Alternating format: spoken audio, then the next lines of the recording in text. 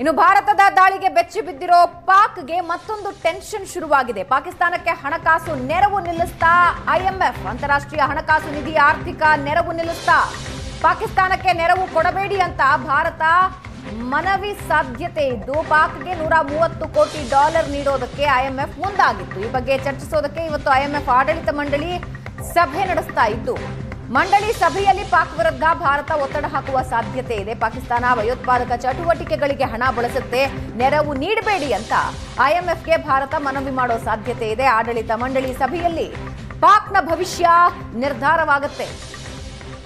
ಪೆಹಲ್ಗಾಮ್ನ attack ಆದ ನಂತರ ಭಾರತ ಸರ್ವಸನ್ನದ್ಧವಾಗಿತ್ತು. ಆ ಸಂದರ್ಭದಲ್ಲೇ ಐಎಂಎಫ್ ಸೇರಿದಂತೆ ಅಂತಾರಾಷ್ಟ್ರೀಯ ಬ್ಯಾಂಕುಗಳಿಗೆ ಪಾಕಿಸ್ತಾನಕ್ಕೆ ನೀವು ದುಡ್ಡು ಕೊಟ್ರೆ ಅದು ಭಯೋತ್ಪಾದನೆಯನ್ನ ಪೋಷಿಸಿದಂತೆ ಅನ್ನೋ ಮನವಿ ಮಾಡಿಕೊಂಡಿದೆ.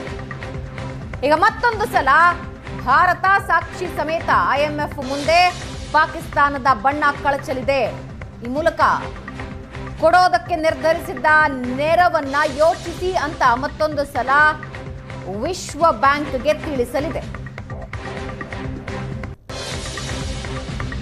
ಪಾಕಿಸ್ತಾನಕ್ಕೆ ಹಣಕಾಸು ನೆರವು ನಿಲ್ಲಿಸ್ತಾ ಐಎಂಎಫ್ ಅಂತಾರಾಷ್ಟ್ರೀಯ ಹಣಕಾಸು ನಿಧಿ ಆರ್ಥಿಕ ನೆರವು ನಿಲ್ಲಿಸ್ತಾ ಪಾಕಿಸ್ತಾನಕ್ಕೆ ನೆರವು ಕೊಡಬೇಡಿ ಅಂತ ಭಾರತ ಮನವಿ ಸಾಧ್ಯತೆ ಇದ್ದು ಪಾಕ್ಗೆ $130 ಕೋಟಿ ನೀಡೋದಕ್ಕೆ ಐಎಂಎಫ್ ಮುಂದಾಗಿತ್ತು. ಈ ಬಗ್ಗೆ ಚರ್ಚಿಸೋದಕ್ಕೆ ಇವತ್ತು ಐಎಂಎಫ್ ಆಡಳಿತ ಮಂಡಳಿ ಸಭೆ ನಡೆಸ್ತಾ ಇದ್ದು ಮಂಡಳಿ ಸಭೆಯಲ್ಲಿ ಪಾಕ್ ವಿರುದ್ಧ ಭಾರತ ಒತ್ತಡ ಹಾಕುವ ಸಾಧ್ಯತೆ ಇದೆ. ಪಾಕಿಸ್ತಾನ ಭಯೋತ್ಪಾದಕ ಚಟುವಟಿಕೆಗಳಿಗೆ ಹಣ ಬಳಸುತ್ತೆ, ನೆರವು ನೀಡಬೇಡಿ ಅಂತ ಐಎಂಎಫ್ಗೆ ಭಾರತ ಮನವಿ ಮಾಡೋ ಸಾಧ್ಯತೆ ಇದೆ. ಆಡಳಿತ ಮಂಡಳಿ ಸಭೆಯಲ್ಲಿ ಪಾಕ್ನ ಭವಿಷ್ಯ ನಿರ್ಧಾರವಾಗುತ್ತೆ.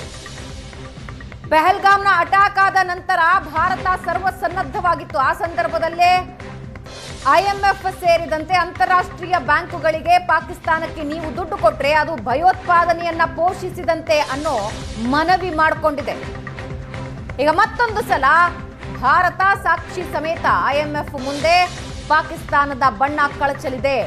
ಈ ಮೂಲಕ ಕೊಡೋದಕ್ಕೆ ನಿರ್ಧರಿಸಿದ್ದ ನೆರವನ್ನ ಯೋಚಿಸಿ ಅಂತ ಮತ್ತೊಂದು ಸಲ ವಿಶ್ವ ಬ್ಯಾಂಕ್ಗೆ ತಿಳಿಸಲಿದೆ.